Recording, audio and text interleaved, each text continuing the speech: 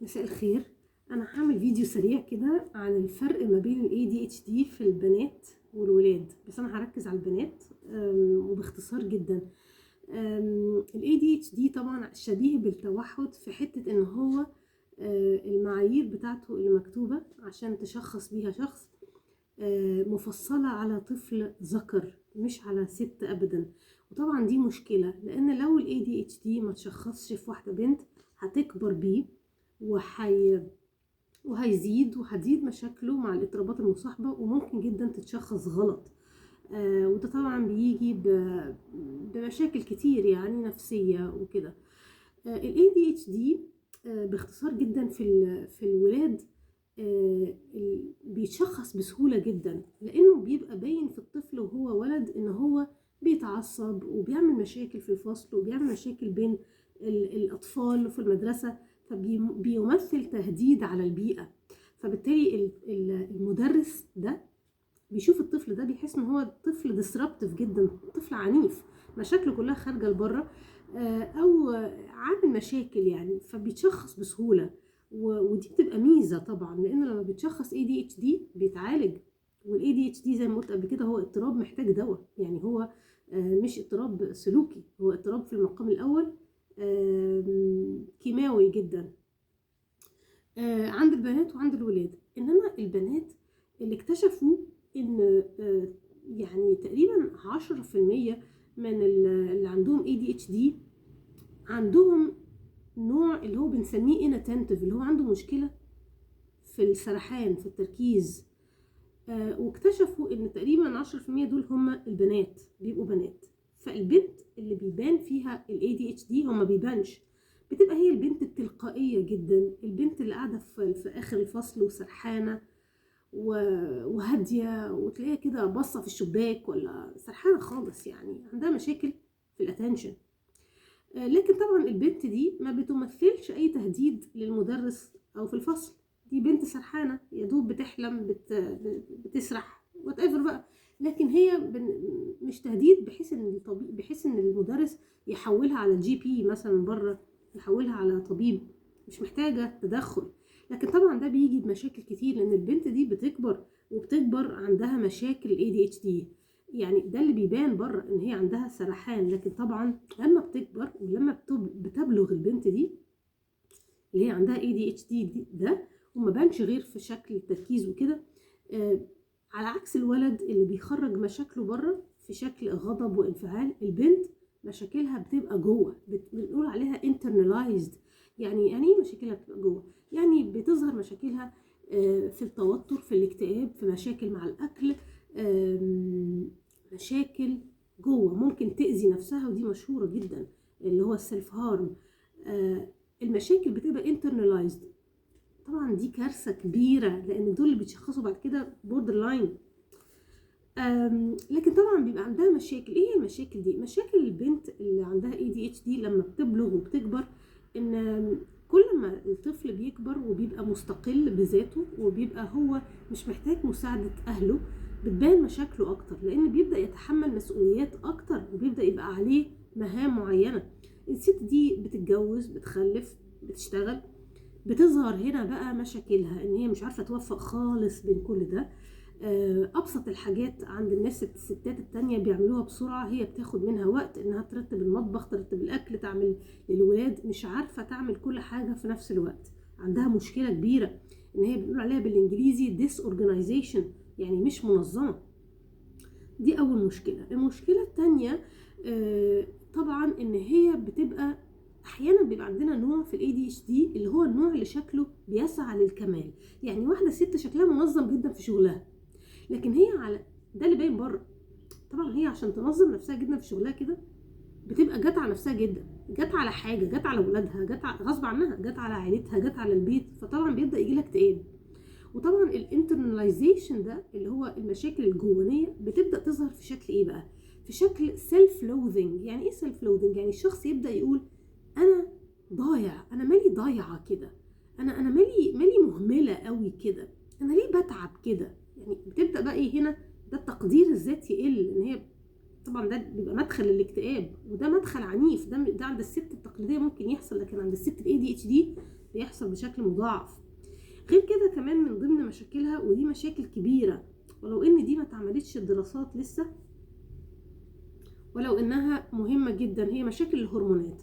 الست عامة الأنثى التقليدية أو ADHD بتمر بدورة الحياة، السايكل اوف لايف، الدورة بتاعتها، الدورة الشهرية. الدورة الشهرية دي ليها علاقة بتقلب الهرمونات، الاستروجين والبروجسترون، دي هرمونات الأنوثة.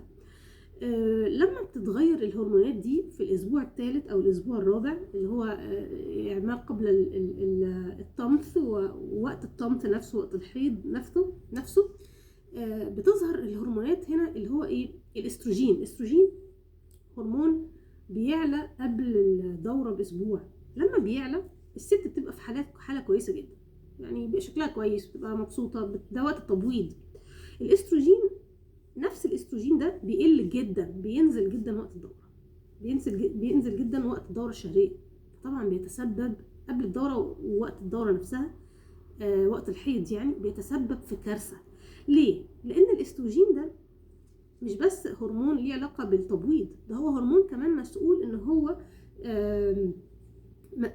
هو ينتج هرمون تاني اللي هو اسمه الدوبامين. الدوبامين ده ليه علاقة بالتركيز والتخطيط، وان انا اعمل خطة لقدام، وان انا اركز، وان انا امسك نفسي، وليه علاقة كمان بالجهاز الحوفي، بنقول عليه الجهاز الحوفي، اللي هو ليه علاقة بالانفعالات، ان انا اتحكم في انفعالاتي، ان انا مبقاش مندفعة، ان انا مبقاش متنرفزة، ان انا مبقاش بحسد، بغير، فجأة بقلب، وما بخافش. يعني ده هرمون الدوبامين ده مهم جدا، ده بتاع التركيز، ده بتاع الاي دي اتش دي. اصلا الهرمون ده اصلا بايظ عند الناس اللي عندهم اي دي اتش دي، اللي ليه علاقه بالتركيز وان انا ابدا مهمه واكملها والتخطيط والكلام ده كله.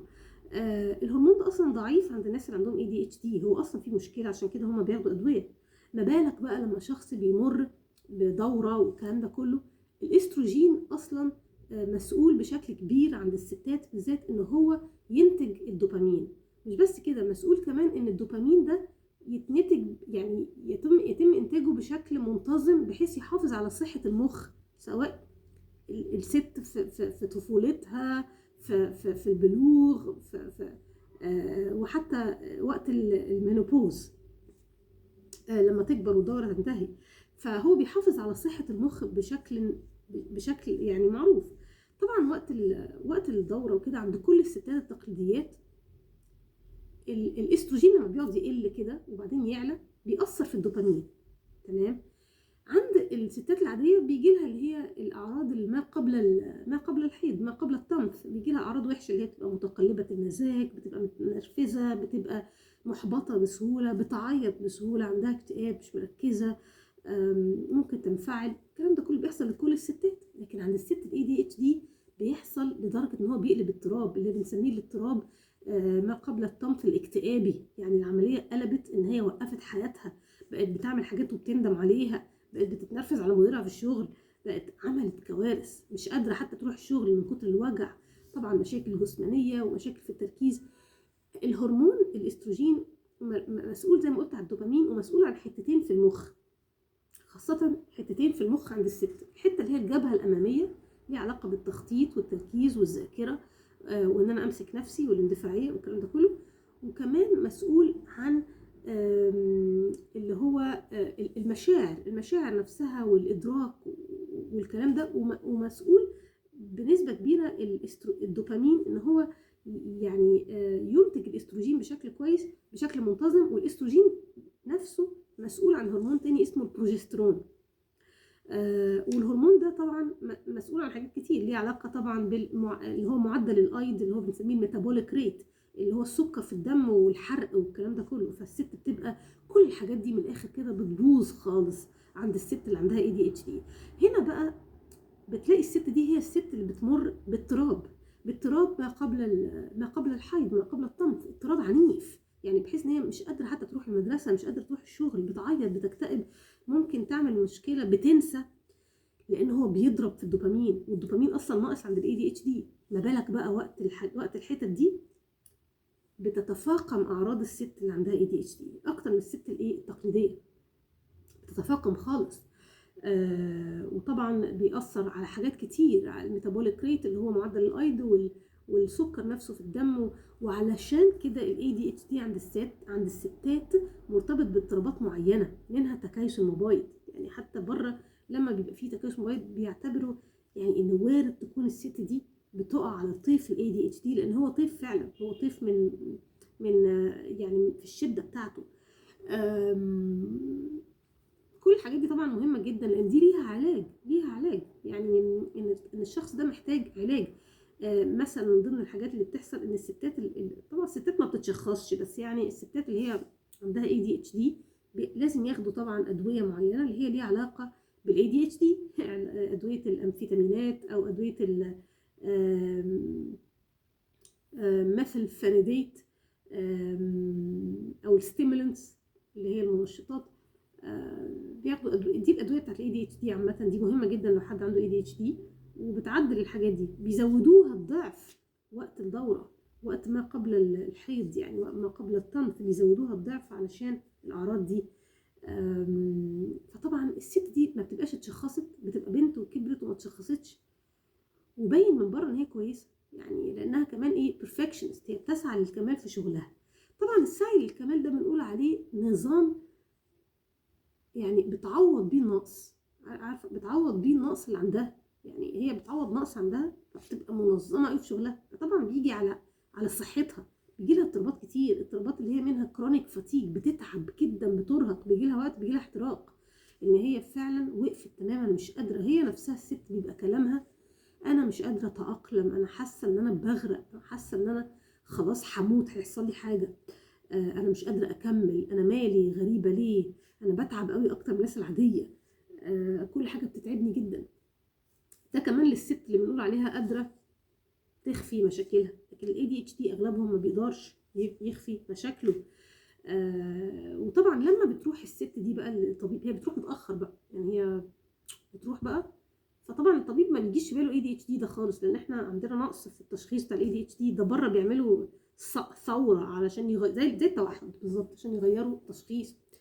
فالست دي لما بتروح، دي بقى من ضمن المشاكل، الست دي لما بتروح الدكتور وهي تعبانه كده في نص عمرها، قدي مثلا حاجه 30 ولا بتاع، هي بتقول انا حصل لي كذا وتعبانه ومرهقه ومش عارفه انظم حياتي، وحياتي بتقع مني وتعبانه وما اعرفش ايه، وبسرح حتى لو بنت مامتها خدتها بتسرح. الدكتور هنا ما بيجيش في باله ابدا ان السرحان ده ممكن يبقى اي دي اتش دي، يعني ده اصلا ما بيجيش في باله.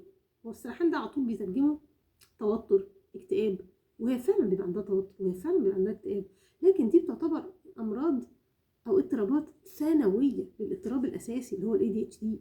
وكون انت عالجت اضطراب ثانوي من غير ما تستهدف الاضطراب الاساسي، دي مشكله ان الاي دي اتش دي محتاج ان انت يعني تستهدفه هو نفسه، وبعدين تشوف الاضطرابات المصاحبه. ايه هي الاضطرابات المصاحبه؟ عندنا الازمه اللي هي يعني كحه النفس، مشاكل في النفس، الاوبيسيتي اللي هي السمنه، عندنا الاضطرابات اللي هي المشهوره جدا دي بتيجي لناس عاديه بس بتيجي اكتر في الاي دي اتش دي، الاكزيما، دي من ضمن الحاجات اللي موجوده في الاي دي اتش دي، الاوبيسيتي، اضطرابات الطعام، اضطرابات الاندفاعيه اللي هي طبعا الاندفاعيه دي بقى يعني بنتكلم في ادمان، بنتكلم في الحمل المبكر، في الامراض الجنسيه لا قدر الله، لان ده بيبقى شخص مندفع جدا. يعني تكيس الموبايل طبعا مشهور في الاي دي اتش دي جدا جدا.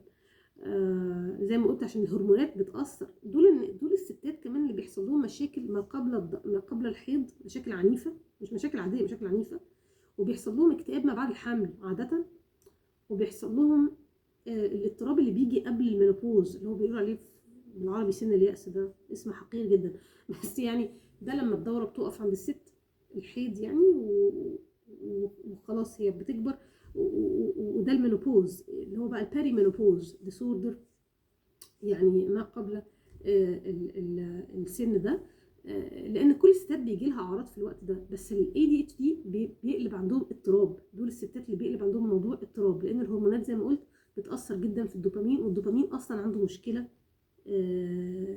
كهرمون اساسي في الاي دي اتش دي، لان الاستروجين كمان بيخبط في حته اسمها اللي هي الجهاز الحوفي اللي هو الليمبك سيستم، ده مسؤول عن حاجات كتير جدا، مسؤول عن السلوكيات بتاعتك، ان انت تمسك نفسك، عن ان انت تعدل مشاعرك، الكلام ده كل الحاجات دي ناقصه اصلا عند الاي دي اتش دي. من ضمن مشاكل الاي دي اتش دي طبعا التانية اللي موجوده عند الستات وعند الرجال عامه، المشاكل المنتشره يعني التايم مانجمنت، يعني ان انا ما عنديش طريقه، ان انا ما عنديش تقدير للوقت من الاخر، يعني ما عنديش تقدير خالص للوقت. يعني انا بالنسبه لي مش عارف اقدر الوقت اللي انا المفروض اخده علشان اعمل مهمه معينه، فبالتالي I overestimated، بتخيل ان عندي وقت طويل جدا وانا في الاخر ما عنديش وقت طويل خالص. بتخيل ان انا ممكن اروح معادي على 8:30 فابدا البس الساعه 8 وبص الاقي ان انا رحت هناك 9. ما عنديش تقدير كويس للوقت خالص. طبعا دي مشكله كبيره. التايم مانجمنت ده يعني تايم بلايند بنسميه، العمل وقتي. ما عنديش فكره، بفتكر ان انا بستحمى في 10 دقائق، والواقع لو حد حسب لي هطلع مثلا بستحمى في نص ساعه، في 30 دقيقه. ما عنديش تقدير. تاني من المشاكل كمان اللي موجوده ان انا ما عنديش تقدير خالص اليوم هيمشي ازاي. يعني انا ممكن اقول مثلا النهارده هعمل هذاكر وهروح اجيب الخضار وهطبخ وهعمل الحمام ومثلا هعمل الاكله بتاعت بكره مثلا. انا كده عملت روتين لليوم، ابص الاقي ان انا في اليوم كله ما عملتش اي حاجه غير ان انا عملت الحمام. يعني فهنا عدم وجود تقدير دقيق للمهام اللي انا هعملها، فبالتالي طبعا بينتهي الحال بيا ان انا باحبط جدا في نفسي. يعني يا الدرجه دي انا فاشله، ده انا قررت ان انا هعمل 5 حاجات ما لحقتش منهم غير حاجه. ده طبعا بينتج بسبب الاي دي اتش دي، ان الاي دي اتش دي فيه عدم تقدير، وفي كمان صعوبه في ان انا اركز في مهمه واحده واعملها، وفي صعوبه عامه. دي اسمها المهام التنفيذيه. فطبعا الموضوع ده كمان ممكن يظهر بطريقه تانية، اللي هو يظهر بطريقه ايه، ان انا اتجنب المهمه اصلا. يعني مثلا اقول انا النهارده هعمل كذا وكذا وكذا، وبعدين اول ما اقول كده انا هعمل 1 2 3، مخي يقول لي طب ما انا لو عملت 1 2 3 هيحصل لي مشكله كذا، هيطلع لي عرقله معينه. طب وعلى ايه؟ بلاش احسن، ما انا كده كده هفشل، بلاش اعملها. ابص الاقي نفسي بعد ما كنت ان انا هعمل مهام كتير ما عملتهاش اصلا. لان مخي اقنعني ان انا مش هقدر اعملها. طبعا ده موجود جدا في الاي دي اتش دي، رجاله وستات وولاد وكله موجود. اللي هي الافكار الوحشه السلبيه اللي بتدخل فتخليك ما تعملش الحاجه وتاجلها، البروكراستينيشن، التسويف. دي من ضمن الاعراض برضو. في الاعراض اللي موجوده كمان ان انا مثلا مش قادر اركز في مهمه. يعني ان انا مثلا ايه، ممكن ابدا مهمه بس بتشتت بسهوله. اتشتت بايه بقى؟ ممكن اتشتت من حاجه بره، حاجه حصلت وانا بكتب بذاكر، وممكن اتشتت من حاجه جوه. وده اللي منتشر في الاي دي اتش دي. التقليديين ما عندهمش الكلام ده، يعني ما عندهمش الكلام ده. طبيعي مثلا انت ممكن بتذاكر، مامتك مثلا تيجي تقول لك تحب تاكل النهارده سمك ولا فراخ، فانت ترد عليها وتكمل مذاكره. طبيعي صح؟ هي كده شتتتك. فهنا ما بنقصدش هنا التشتيت اللي هو ده التشتيت التقليدي، ده ما بنقصدش كده، لان المخ التقليدي قادر ان هو يعني يركز في مهمه، وفي نفس الوقت يبقى عنده شويه وعي باللي بيحصل حواليه، بحيث ان المهمه يفضل مركز فيها. انما الاي دي اتش دي مش كده. الاي دي اتش دي بيبقى هو مركز في مهمه، وبمجرد ان اي حاجه حصلت في البيئه حواليه هو بيسرح فيها، بيركز فيها، خلاص هو كده قطع تركيزه اساسا. وممكن يقطع تركيزه لحاجه جوه. يعني وده اللي بيحصل عاده، ان مخه طلع له مشكله حصلت، طلع له مشكله هتحصل، فهو مركزش في الاخر. it's so easy to be distracted, it's very distractible، يعني سهل تشتيته. دي من ضمن الاعراض اللي موجوده. طبعا اهم عرض فيهم كلهم ان الحاجات دي كلها تقف في حياتك، يعني مخليك مش قادر تكمل حياتك، يعني تعبان. وده مش معناه ان انت شغلك وقع، انت ممكن تروح الشغل وكل حاجه بس تبقى بتموت نفسك، يعني فده برضو يعتبر اضطراب، لانك من بره شكلك عندك عالي الاداء جدا، لكن انت من جوه حياتك بتقع، وبدات تجيلك اضطرابات او تجيلك اضطرابات. دي من ضمن الحاجات. فاحنا عندنا حته الكماليات دي او البرفكشنزم. في حتى مثلا صفه معينه، ان الست مثلا تيجي تبقى عايز تعمل مثلا شغل معين، فتلاقي المكتب اللي هي هتشتغل عليه مكركب خالص، مكركب جدا، فهي تقول ده موجود في الاي دي اتش دي احيانا. الاي دي اتش دي اصلا حياتهم فوضويه جدا، يعني الاوضه اللي هم قاعدين فيها فوضويه، كل حاجه فوضى. بس في نوع كده اللي هو يبقى ايه، يقول لك انا مش هقدر اذاكر الا لما المكتب يكون مترتب، مش قادر اذاكر كده حسيا، مش قادر، لانه بيبقى حساسين برضه. فهي تقعد ترتب المكتب، تقعد تروق تعمل، على بال ما تكون روقت تكون خلاص ماتت من التعب. فمش قادره تعمل شغلها. يعني هي روقت بس مش قادره تعمل شغلها. ليه؟ لان هي عندها ADHD. كل الطاقه العقليه بتاعتها راحت في الترتيب اللي هو اصلا بالنسبه لها صعب جدا، مهمه تنفيذيه صعبه جدا بالمقارنه بحد تقليدي. دي من ضمن الاعراض. طبعا الاعراض لازم تبقى اتوجدت من سن صغير، يعني من سن 12 سنه او قبل كده كمان، علشان يبقى ADHD. لان طبعا لازم، لانه ممكن يبقى في حاجات كتير قوي شبه اللي انا قلته ده، ممكن يبقى عندها اضطراب تاني يعني. بس ال ADHD لازم يبقى يعني انت عانيت منه من وانت صغير، او كان عندك على الاقل الاعراض دي من وانت صغيره، كان عندك من قبل البلوغ كانت عندك، وبعدين تتفاقمت لما كبرتي. لكن طبعا لو الاعراض دي كلها ما كانتش موجوده وظهرت متاخر، ده بيبقى عاده اضطراب تاني.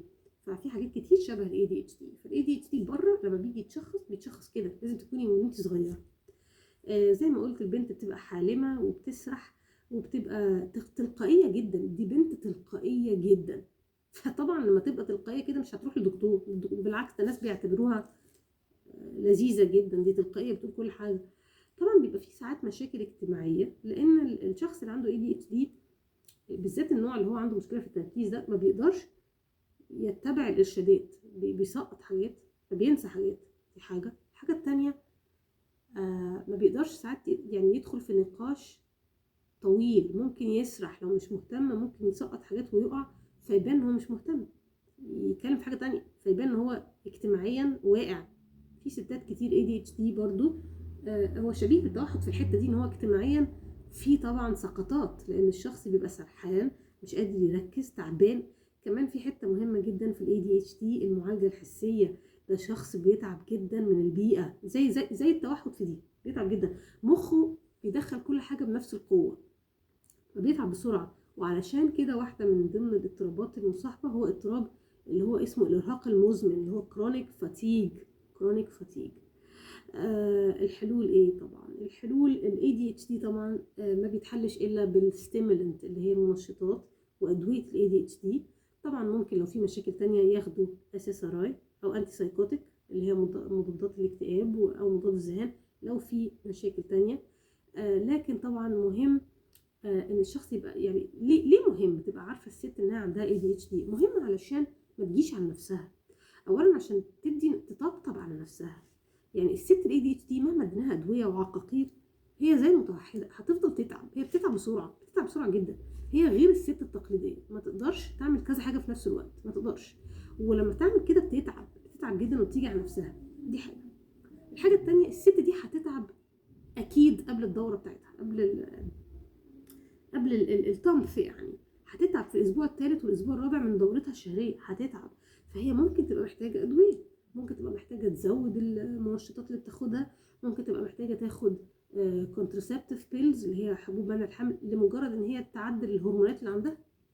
لان الاستروجين عندها اما بيسقط خالص كده بيسقط الدوبامين يعني. فهي ممكن تاخد كونتراسبتيف بيلز. وحتى الطبيبه كانت بتقول في الحالة دي بتاخدها طول الشهر، طول الدورة، ما بتوقفهاش.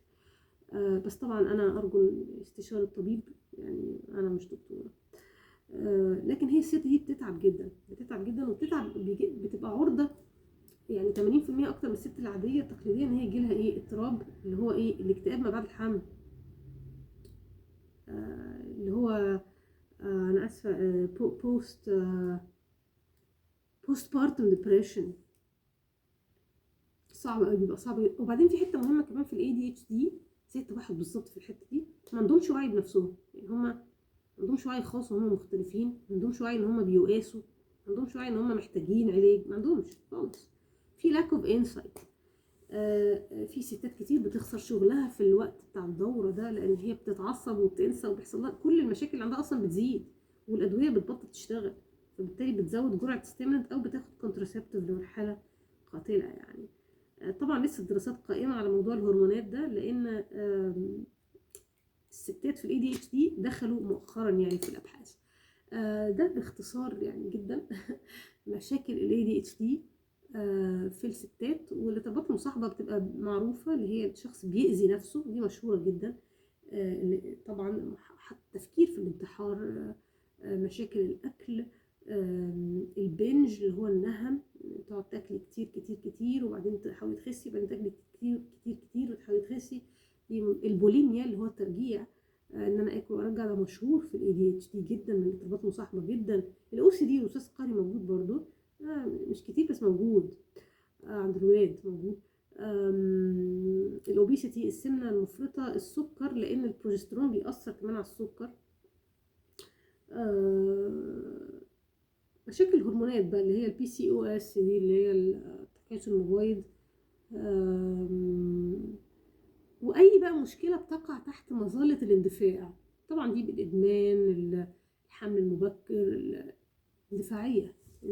فبتبقى، تخيل بقى انت، تخيلي يعني ست زي دي بتبقى نص الشهر، يعني نص الدوره بتاعتها، يعني عندها 4 اسابيع، اسبوعين ضايعين اساسا في المشاكل دي. بتبقى عندها مشاكل كتير جدا، ومحدش مقدر كمان هي ليه مالها عامله كده، ليه محدش مقدر. وبعدين هي نفسها بتبدا تحكم على نفسها، بتقول انا مالي عامله كده ليه؟ طب ما الناس كلها بتجيلها الدوره، اشمعنى انا اللي بيحصل لي كده؟ هو ده السبب بقى، ان طبعا الاستروجين ليه عامل كبير جدا في انتاج الدوبامين وفي الحفاظ على صحه المخ.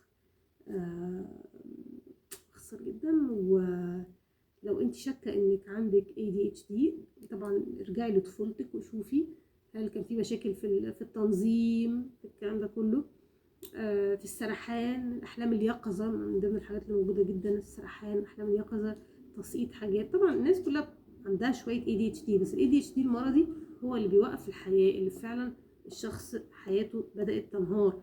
والبنات بتلحقوا متاخر، يعني على بال ما تروح للدكتور ده بتبقى كبيره خلاص، بتروح له عشان الاضطراب الثنائي المصاحب.